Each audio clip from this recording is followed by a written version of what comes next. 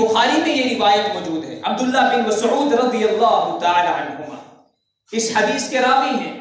सय्यदी रसूलुल्लाह सल्लल्लाहु अलैहि वसल्लम ने एक मुरब्बा शक्ल बनाई, उसमें से एक लाइन को खींच करके मुरब्बा शक्ल से बाहर निकाल दिया और छोटी छोटी लाइनें उस दरमियानी लाइन की तरफ खींच करके सय्यदी रसूलुल्लाह सल्लल्लाहु अलैहि वसल्लम ने फरमाया, हादल इंसान हादा अजलु, ये इंसान है और ये जो मुरब्बा शक्ल मैंने बनाई है, मुहीतुम बिही औ कद अहाता बिही, ये मुरब्बा शक्ल, ये मौत हर तरफ से इंसान को घेरे हुए है और जो एक खत, एक लकीर जो मैंने बाहर खींची है, ये इंसान की उम्मीदें हैं जो खत्म ही नहीं होती।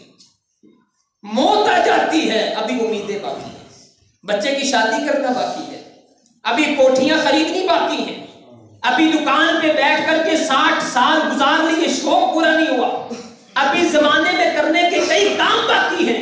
सय्यदी रसूलुल्लाह फरमाते हैं उम्मीदें बाकी रहती हैं, मौत ने घेरा हुआ है।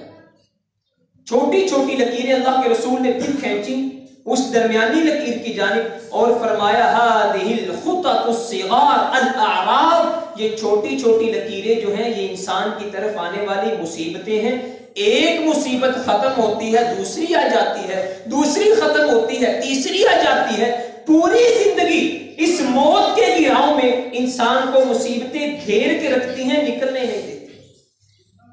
इसका मतलब ये हुआ कि इंसान की पूरी जिंदगी मुसीबतों में घिरी हुई है, आफात में घिरी हुई है, परेशानियों में घिरी हुई है और इंसान की पूरी जिंदगी हादसात की नजर है। कभी कोई तकलीफ पहुंचती है, कभी कोई परेशानी आती है, कभी कोई वबा आ जाती है और कभी कोई मसला इसे झंझोड़ के रख देता है। कभी औलाद की वफात की खबर, कभी वालिदैन का जनाजा उठाता है, कभी दोस्तों अहबाब हैं उनके जनाजों को कंधा देकर के कब्रिस्तान छोड़ के आता है। यानी मुसीबतें हैं जो इंसान को घेर के रखती हैं, लेकिन इंसान को क्या करना चाहिए? इनका मुकाबला करना चाहिए।